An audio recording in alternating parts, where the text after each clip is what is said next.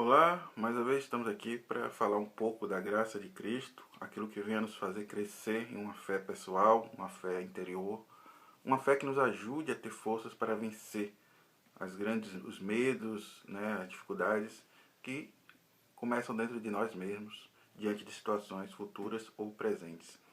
Queria ler uma passagem aqui do próprio Jesus que falou, né, a própria palavra de Jesus falada, direcionada, que está em Mateus 28:20, que diz assim: ensinando-os a guardar todas as coisas que eu vos tenho ordenado. Eis que estou convosco todos os dias, até a consumação dos séculos. O que é que essa passagem tem interessante para a gente refletir hoje sobre o que realmente é a realidade entre o que Jesus ensinou e o que a religião ensina? Primeiro porque ele está dizendo para os seus discípulos ensinarem tudo o que ele ensinou. Vão e ensinem tudo que eu vos ensinei. E diz assim: vou estar convosco todos os dias, até o fim. Tanto vocês como todos que vierem após, que crerem, que acreditarem em mim, que crerem na minha palavra, eu vou estar com vocês todos os dias até o final da vida de vocês, até o final dos séculos. Não vou deixar vocês sozinhos nenhum dia. Essa foi a promessa de Jesus. Aquele que é a verdade pode mentir? De forma nenhuma. Só que a religião, ela vai querer agora condicionar todas as palavras de Jesus a algo como se fosse como aquela porção que ele vai dar a você todos os dias, que você come.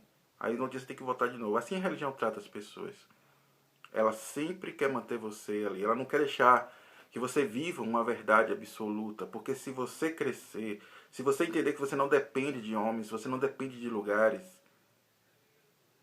a religião perde o poder sobre as pessoas. O conhecimento pleno das escrituras sagradas liberta as pessoas da própria religião. É verdade. Aqueles mesmos que se dizem pregadores da verdade, que ensinam a verdade de forma denominada, de forma institucional, é os mesmos que têm medo disso aqui, ó. Porque eles pregam o que convém, o que é para eles condicionados para controlar e manipular as pessoas. Aí as pessoas podem perguntar assim: ah, mas eu me sinto bem, eu gosto. Claro, você tá dentro de uma questão de acomodidade. De alguém que vê a religião como salvadora, como aquela que está lhe protegendo, que tem o poder, que aqueles líderes, que o lugar em si tem um poder de ligação com Deus, que vai lhe proteger, que vai livrar você. Ao invés de você aprender a enfrentar as lutas, a ter uma fé pessoal, você fica terceirizando a fé à religião. E quando você precisar dela, você não consegue vencer. Por isso que há tantas pessoas aí turbadas, pessoas afastadas, pessoas que estão confusas, pessoas que não reconhecem mais a Deus, que se afastaram no seu entendimento de Deus, que professam não mais seguir a Deus por causa disso aí. E são as mesmas pessoas que lá na frente, né, estavam falando que Deus era tudo para ela, que ela jamais ia abandonar a Deus. É como eu estou falando, aparência não significa nada. Uma planta que está ali na superfície, a sua raiz não está enraizada, qualquer vento, qualquer coisa arranca ela. Por isso que eu sempre falo que o que nós precisamos hoje é conhecer uma verdade independente, uma verdade plena, que não está condicionada a quatro paredes, nem à manipulação de homens. Somente é uma verdade que pertence a Cristo, como única verdade. Então, por isso que, continuando nosso estudo hoje, sobre a graça de Cristo e nada mais, vamos falar sobre um tema que tem como título assim: Jesus, convicções e afirmações. Religião, interrogações e exceções. É verdade.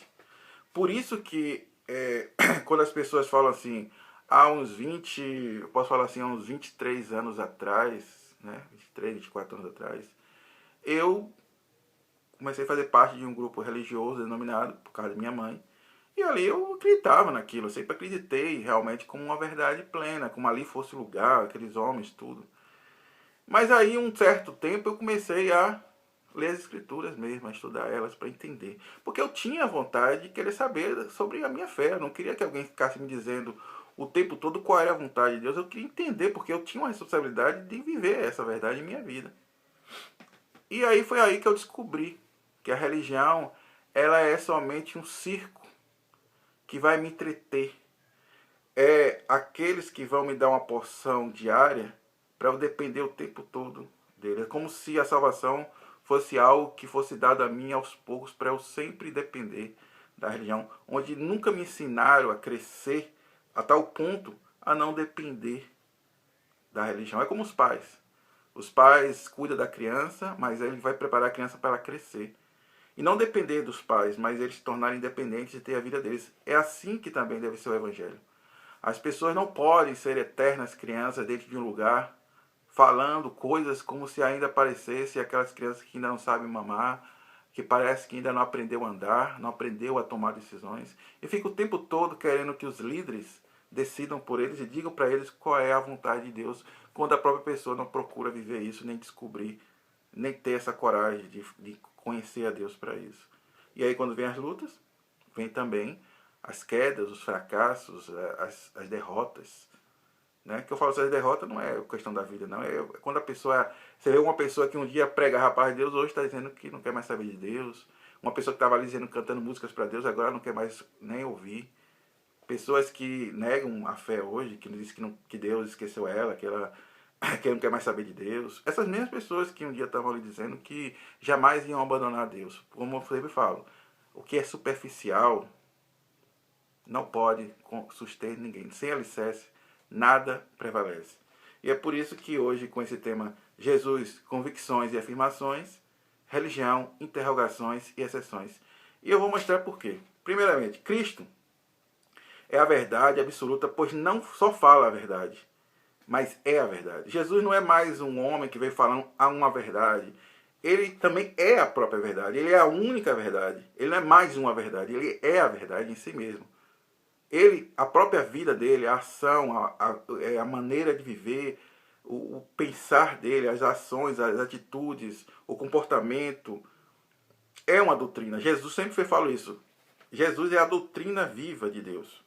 Ele não veio fazendo demagogia com palavras. Ele veio mostrando que palavras têm que ser transformadas em atitudes, em vida, em prática real, constante e contínua. Independente das situações, de lutas, de fraquezas, de erros, a verdade tem que prevalecer sempre, não importa. Se por fora as fraquezas, por dentro tem que haver o que sustente a gente para permanecer, senão não tem como, é impossível, vai ficar nessa coisa aí que acontece. Aí o cara disse que sai de um lugar, afastou de Deus. Volta para o lugar, voltei para Deus. Não estou mais no lugar, volto a fazer aquilo que era errado. Ah, me arrependi, vou voltar para o lugar e paro de fazer. Isso não é verdade. Isso é uma questão de você estar aceitando regras. Por exemplo, se eu faço parte de uma associação, ali tem regras, eu sou obrigado a cumprir aquelas regras. Se eu não estou mais nela, eu não preciso mais cumprir. É assim que a religião se tornou, um self-service. Cada um escolhe aquilo que lhe agrada. Não existe mais uma verdade absoluta. Só que a religião não. A religião faz o quê? A religião é um legalismo de contradições. Por quê? Porque uma diz uma coisa, a outra diz outra. Uma diz que aquilo é pecado, a outra diz que não é. E ainda acontece algo interessante, que aquela pessoa que era daquela denominação, que dizia que aquilo era pecado, e que julgava a outra que praticava, quando ela sai daquela e vai para outra, ela vai fazer a mesma coisa que ela dizia que era pecado, porque agora aquela diz que não é. Já entendeu? A religião se tornou um Deus, se tornou um Jesus, que ela que diz agora, ó, aqui não é pecado, então você pode praticar. Aqui lá é pecado, então você estava pecando. Não tem sentido, mas por que as pessoas não conseguem ver isso? Porque são pessoas totalmente guiadas dentro de um passionismo religioso, um partidarismo. É aquela coisa, ele começa a colocar o líder como se fosse um Deus. Como se fosse realmente ele fosse mais do que ele é. Ele é o quê? Só um homem. Todos nós somos homens iguais a todos. Ninguém tem poder especial nenhum, não. Só a um homem que foi dado todo o poder nos céus e na terra, esse homem é Jesus Cristo. Só a ele eu baixo minha cabeça e só a ele levanta a minha cabeça para olhar. Nenhum homem vou levantar minha cabeça e tratar ele como se fosse alguém mais especial ou com essa unção. Porque são olho nos olhos, porque ninguém é mais do que ninguém. Que se iludam com suas vaidades, com suas soberbas disfarçadas, como muitos têm aí. Fica com esse discurso de humildade e aceitando isso. Quem é o verdadeiro cristão? Quem conhece Jesus mesmo, jamais vai aceitar isso. se colocado em um status de superioridade. Aí, no discurso é uma coisa, mas sempre está ali. Vai chamar um pastor desse pelo nome? Ah, chame de irmão. Ixi, você ofendeu ele, porque ele é o cara que tem que ser chamado de pastor, o apóstolo. Não chame pelo nome não, que ele vai dizer que é de respeito. E nós chamamos Jesus, não é Jesus, não é o nome de Jesus? Chamamos o tempo todo ele de Jesus. Mas eles não, eles são os caras. Mas na hora que as coisas apertam, né? Essa é a questão, né? E aí também a gente vai ver o quê? Jesus disse que aquele que crê nele está salvo. Ele fala, aquele que crê em mim está salvo. Mas a religião diz o quê? A religião diz que precisa, né, fazer parte dela para ser reconhecido como um salvo. Se você não tiver o carimbo religioso, o ismo daquela religião, você é uma pessoa que não pode ser salva. É verdade. Eu não consigo entender como é que foram salvas aquelas pessoas antes, né? Como aquele ladrão da cruz foi salvo. Ainda bem que não havia religião ainda como hoje, porque senão aquele ladrão da cruz jamais seria salvo. E outros mais, né? Então o problema é esse. A religião sempre vai trazendo algo que não traz uma convicção, algo que possa ser como uma rocha firmada, que dá a você que é fraco, que dá a nós que estamos sempre inconstantes por fora, por lutas, algo que você possa segurar e dizer, não, aqui me dá segurança. Isso aqui eu posso afirmar que não vai mudar. Que eu posso, acontecer o que for, eu posso continuar esse caminho aqui, que ele não vai mudar. Que essa verdade vai ser amanhã e depois da manhã, e eu não vou precisar ter dúvida que em algum momento vai mudar. Mas quando você pega a religião, a história da religião, que ela vai pregando uma coisa no início, no meio ela prega outra, e chega já no fim aqui, já pregando totalmente diferente do que foi pregado no início. Só que a diferença é que toda vez que a religião fala uma coisa, ela diz que foi Jesus que ensinou. Que foi de Jesus que inspirou, que veio uma revelação de Jesus. Peraí, que revelação é essa que vai mudando? Revelações que mudam verdades, que não é mais a mesma, que já mudou. Não existe isso.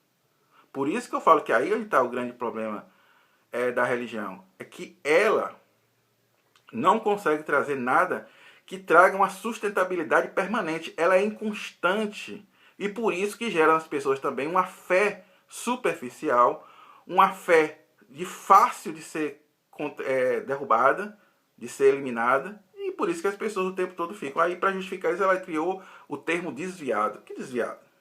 Desviado de quê? Não, desviado da igreja. Que igreja? Se a igreja somos nós. E se eu, a partir do momento que eu acreditei que Jesus é a verdade, como é que eu vou me desviar disso? Só se eu negar isso. Só se eu questionar e não acreditar mais em Jesus. Mas não tem como eu me desviar de Jesus quando eu acredito que ele é a verdade. Quando eu acredito naquilo que foi ensinado. E uma vez eu aprendi que 2 mais 2 é 4, não tem professor de matemática, não tem PhD que vai me convencer que 2 mais 2 é 5. Porque eu aprendi e não tem mais como mudar isso. Porque é uma verdade única. 2 mais 2 é igual a 4 é uma verdade única. Então vamos continuar. Cristão é o que imita Cristo. Foi isso que Jesus ensinou através dos ensinamentos dos seus apóstolos, do que ele mostrou. Cristão é o que imita Cristo. Mas o que a religião fez? A religião diz que cristão é o que segue os dogmas denominados. Pronto. Cada religião, se você não segue aquilo que ela ensina, você, primeiro, não é aceito. Segundo, você não é reconhecido. Né? E não considera você um cristão mesmo. Não é verdade? Essa é a questão. E aí? E agora? Cristão é o que imita Cristo? Ou cristão é o que imita a denominação? O que aceita os dogmas aparentes? O que aceita o reconhecimento dela? Quem você está buscando? A quem nós vamos comparecer um dia? Quem vai nos apresentar a Deus não é Cristo? O único pastor verdadeiro que tem autoridade para isso? Aquele que recebeu, que foi nos dado como para ele, que ele comprou todos nós com seu sangue e com sua morte. E aí? Mas a religião, que o cara fundou ali, que construiu, botou o CNPJ, tem data de fundação, que tem um homem na frente que é fraco, que é frágil, que erra. Uma religião que vai mudando de ensinamentos o tempo todo, a cada tempo da história ela muda. É essa que vai ter o poder para lhe dar a condição de ser salvo? Então, meu, isso está perdido. E está perdido mesmo, porque o que não tem convicção, o que não tem perfeição, não pode me dar segurança de nada. Uma rocha, ela me firma. Né? Uma rocha me firma. Eu estou ali na rocha, eu estou seguro. Mas na areia não há certeza de nada. O que é um monte de areia, ele é fácil de ser derrubado. Uma casa sem alicerce, ela cai. Então vamos continuar. Jesus nos chamou de sua igreja. Não tem, em nenhum momento das Escrituras, como verdade inspirada, que igreja é um lugar construído, que igreja é um templo, que igreja é um prédio, ou qualquer coisa parecida. Não tem, nem para dizer assim, não, simbolicamente, nem simbolismo tem. Primeiro que em Jerusalém, que era um país, né, como fosse aqui o Brasil, ou um estado aqui como a Bahia, e a capital foi Salvador, significa que só tinha um templo. É como se a gente morasse aqui na Bahia e tivesse um templo só que fosse em Salvador. E se você quisesse ir ao templo, você tinha que ir lá em Salvador. Não se construiu templos em cada cidade, em cada bairro de Jerusalém, de Israel. Só podia haver um templo. E se alguém construísse outro templo, era considerado abominação ao Senhor e era morto. E aquele lugar era destruído, queimado. E agora hoje o cara abre, em uma rua só você tem 20 templos. Inspirado em quem? Em Jesus não é. Na prática dos judeus não é, porque os judeus só tinham um templo. E agora? Ah, mas o que? Jesus disse, ensinar todas as coisas que eu vos ensinei. Como é que eu posso seguir a verdade quando eu estou tendo uma estrutura que praticamente ela não existe dentro do ensinamento de Jesus? Como é que eu quero que Jesus aceite? Agora a pergunta é, Jesus tem que aceitar o que eu acho que é bom, o que eu me sinto bem, o que homens ensinaram? Por quê? Quem é os homens? Quem é os homens? Deus não reconhece ensinamento de homens. Deus só reconhece aquilo que Jesus ensinou, porque foi o mesmo, foi o próprio que mandou Jesus ensinar. Jesus é a verdade. Então vamos ler mais a coisa. O que a religião diz? A religião diz que a igreja é um lugar construído por homens. Espera aí. Jesus disse que a igreja são pessoas. E ponto final. Não tem nada. Os apóstolos vêm e também ensinam que igrejas são pessoas. E agora?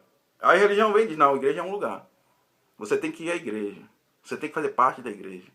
Você tem que estar ali ligado como associado. E agora?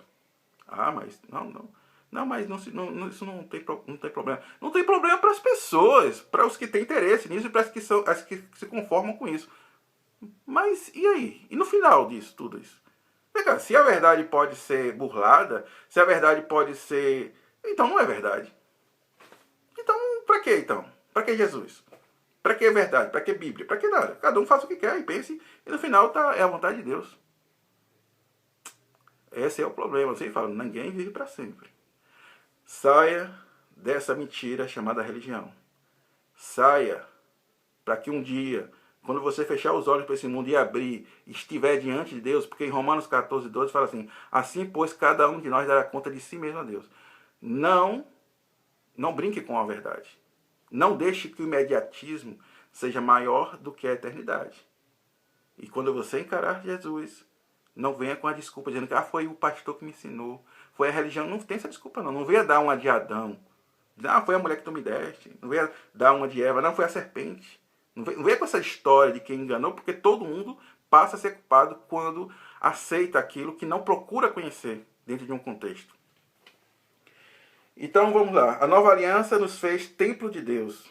A religião constrói um lugar e diz que você tem que ir a um lugar adorar a Deus. Quer dizer, a nova aliança, na antiga aliança, na lei, o templo era um só, em um lugar específico e não podia fazer outro.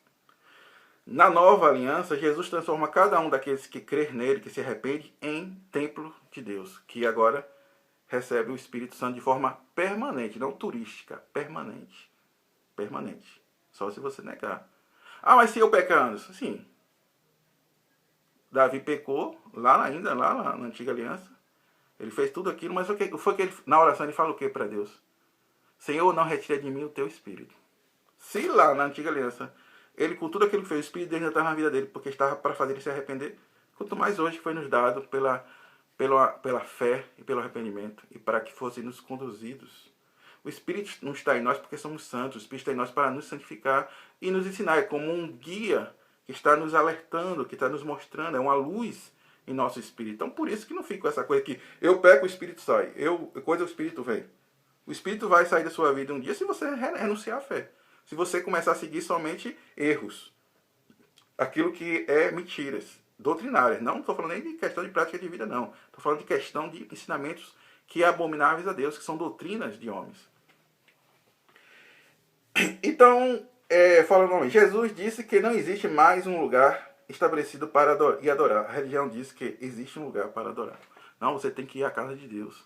Adorar, porque é lá que Deus está para receber sua adoração. Não, é só uma questão de aparência. É só uma questão de você ver coisas e ficar ali deslumbrado com as músicas, com aquele ambiente. É só superficial, é só pele, não tem espírito, só emoção. Não tem nada a ver com espírito. Então, Jesus disse, nem nesse monte, nem em Jerusalém, não seria mais um lugar de oração, então seria onde? Se nos lugares que foi estabelecido para ser, já não seria mais quando ele morresse e ressuscitasse, aí hoje o cara pega uma bodega, bota uma placa lá e diz ali que é a casa de Deus. Aí agora tem que ser casa de Deus, porque ele disse que é, Deus vai ter que reconhecer. Não tem sentido nenhum. Sem a Bíblia teria tudo, mas com a Bíblia, com o contexto da Bíblia, nada disso tem sentido. Mas mesmo assim as pessoas estão seguindo e acreditando na ilusão. Quem compra ilusões vai no final encontrar desilusão e vergonha. Demore o tempo que demorar, mas essa vida que passa. Ninguém vive para sempre. Não pague o preço. Então a religião diz que existe um lugar para adorar. Quando Jesus disse que não, e aí, mas disse que estão pregando a vontade de Jesus. Estão pregando a historinha bonita, né? Para atrair as pessoas. Mas na hora que chega na hora do ensinamento, ela é totalmente contraditória a Cristo. Jesus nos chamou de congregação sua, que significa pessoas como uma congregação unida pelo Espírito e por uma verdade. Mas a religião diz que você tem que congregar em um lugar com o mandamento de Jesus. Espera aí. A verdade diz que tem que congregar em um lugar construído por homens, como se fosse um templo, fazer parte dele. Sim. Essa passagem está escrita em Hebreus 10, 25. Que eu não me engane. Quando essa carta foi escrita aos Hebreus, foi para os Hebreus lá em Jerusalém. E naquela época não se podia construir templos, nem lugares. E primeiro que naquela época os judeus que tinham aceitado a Cristo estavam sendo perseguidos e mortos pelos judeus que acreditavam na lei. Então, praticamente você vivia escondido. Então, como é que você congrega se você não pode estabelecer um lugar aberto para ir? Está vendo a interpretação hoje? A ignorância, que eu chamo de analfabetismo de interpretação de texto, de tempo.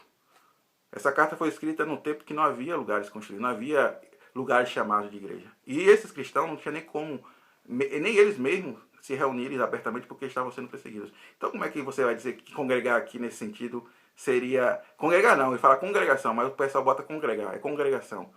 Ele fala pessoas que abandonam a congregação no sentido, você deixa de ser aquele que deixa de crer em Cristo somente, de viver aquela fé e vai voltar para uma antiga aliança, para um outro conhecimento, e você se afasta da comunidade de fé, pela fé e pelo conhecimento. É isso que está falando, congregação como um todo. Então Jesus diz que congregação é todos.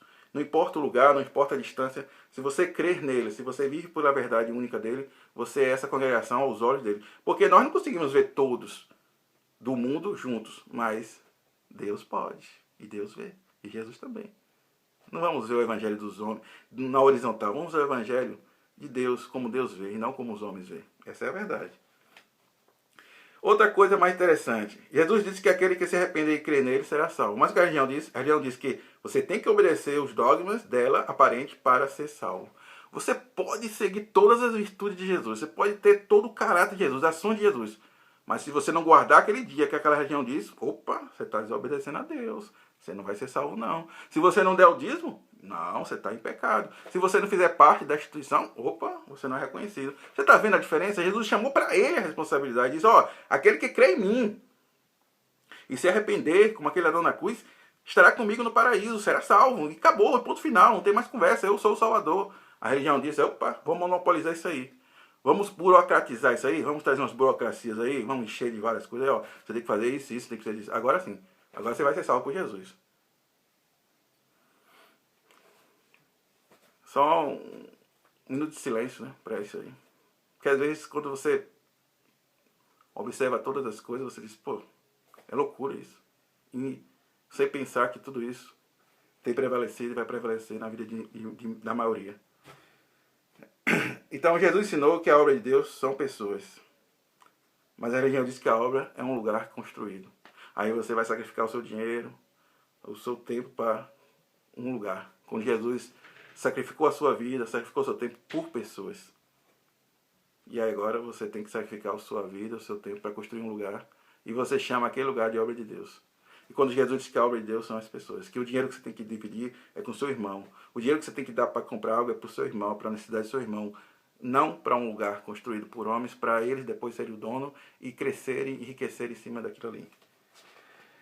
Então Jesus diz, Jesus não deu dízimo, Jesus não deu dízimo, e nem mandou os seus discípulos ensinar o dízimo como doutrina. Você vai ver nas cartas dos apóstolos, não tem nenhum momento falando que você tem que dar o dízimo como parte de algo para ajudar a obra de Deus. Não, não tem nada. Isso é só interpretação de homens que vão trazer coisas lá da antiga aliança para dizer para os indoutos que não procuram conhecer que o dízimo faz parte da igreja. Jesus nunca mandou ensinar o dízimo para a igreja. E ele mesmo foi o primeiro a não dar dízimo. É bem difícil hoje, mas essa é uma grande verdade. Então, eu vou resumindo. Por que há quase 23, 24 anos eu abri mão de seguir esse sistema religioso? Porque eu briguei com pessoas? Não. Porque eu discuti com algum líder religioso? Também não. Pela mesma porta que eu entrei, pela mesma porta eu saí. Pela mesma paz que entrei, pela mesma paz saí. Mas eu tinha que escolher entre uma verdade plena e uma verdade inconveniente. Onde obedecer a Jesus e obedecer a homens. E me libertar chamo da escravidão do bem. O que é a escravidão do bem?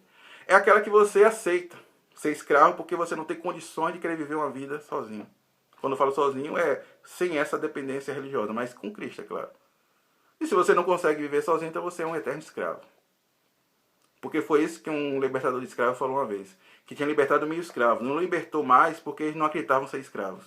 Chega uma hora que a escravidão, se você torna tão dependente da escravidão, que você tem medo da liberdade. Você tem medo da liberdade. Então você vende a sua liberdade porque você tem medo. Você se esconde. Você aceita a escravidão, que eu chamo, entre aspas, a escravidão do bem. Então, tentaram me colocar essa escravidão do bem. Mas a verdade de Cristo me libertou. E por isso que eu me afastei do sistema, mas não que afastei de Cristo. Na época era muito... Quase isso não era... Hoje já tem muitas pessoas que vivem assim, mas naquela época era algo feito muito estranho. 17 anos e 18 eu tomei essa decisão. E automaticamente eu fiquei isolado. Né? Perdi totalmente. As pessoas se afastaram de mim, os irmãos e todo mundo me julgou. Uns diziam que eu ia cair, que eu ia voltar para o mundo, que eu não ia conseguir, que eu estava isso. Hoje vou fazer 43 anos, estou aqui, defendendo a fé, vivendo a fé. Não sou perfeito, como eu falei sempre para as pessoas, não estou defendendo uma perfeição aqui de vida. Estou defendendo a perfeição de Jesus.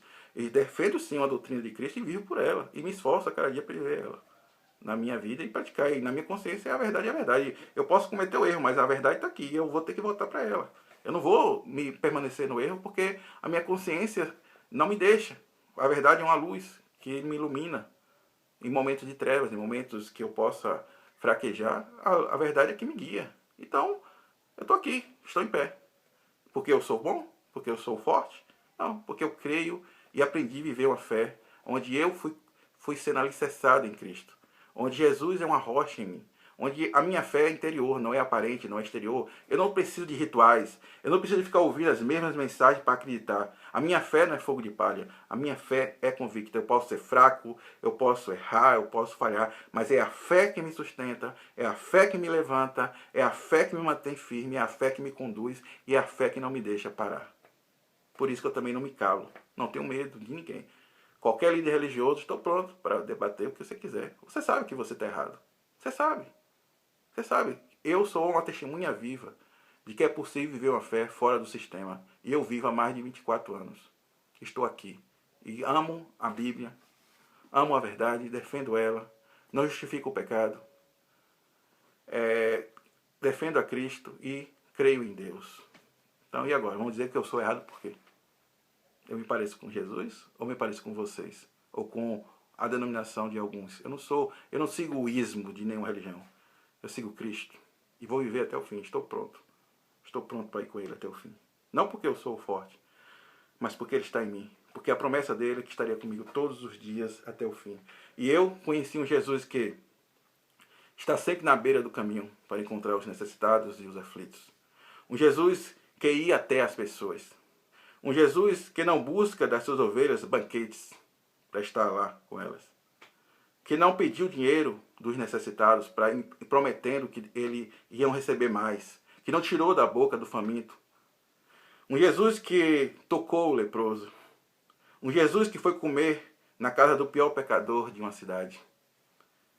Jesus que se vestia como um pescador, que se parecia mais com seus discípulos na sua maneira de viver, na sua maneira de vestir, que quase as pessoas não conseguiam ver ele como diferenciado. Precisou Judas entregar para dizer quem era ele, porque ele é tão parecido, tão igual aos seus discípulos, às pessoas comuns, que ele não tinha hoje, não era aquele que vestia o paletó de marca, o seu sapatinho ilustrado e seu carrinho, que mora em condomínio e que marca horas para atender as pessoas. É por isso que eu sigo Jesus. Com certeza. Demagogia de líder, desculpe, essa é a verdade. Eu falo também que Jesus vestia como um pescador, que dormia em barco, em desertos, que se deixou ser tocado por uma prostituta, que chorou, que sujou seus pés de barro, que não viveu uma vida farta, tirando das suas ovelhas. O Jesus que defende seus discípulos, que se colocou sempre à frente, que não se escondeu atrás deles, que não se escondeu atrás de púlpito, que não se escondeu atrás de títulos, de status. Não, ele estava à frente. Que serviu seus discípulos, que lavou os seus pés e muito mais. Esse é o Jesus que eu sigo. Não é o Jesus, garoto de propaganda das religiões, que só prega aquilo que atrai as pessoas. Eu sigo esse Jesus. Na minha fraqueza, na minha limitação, que eu sei que eu sou. Nada que aconteça. Deus pode me usar para abrir um mar de novo aí. Eu vou continuar sendo o Anderson, fraco, falho. E que tudo que está fora de mim pode ser sempre mais forte do que eu. Mas maior é o que está em mim do que o que está no mundo. Eu creio em Jesus. Eu sou fortalecido por Jesus. E eu sigo Jesus. E se a cruz é o fim para um novo começo, para uma eternidade, estou pronto. Estou pronto para morrer por Jesus. Se for necessário. Não tenho escolha. A fé que está em mim é maior do que o medo que pode estar por fora. Da própria morte, da perseguição, da prisão. Eu não consigo negar Jesus. Eu não consigo.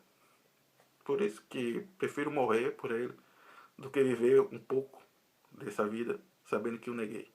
O que voltei atrás. Eu amo meu mestre. E estou pronto para ir com ele. Até onde for. E sem voltar atrás, sem me vender. E sem negar. E sem negociar o evangelho da verdade. Eu vou até o fim, porque eu sei e creio na eternidade. E creio que ele é poderoso para ressuscitar dos mortos no último dia. E eu creio nisso tão certo como qualquer outra coisa.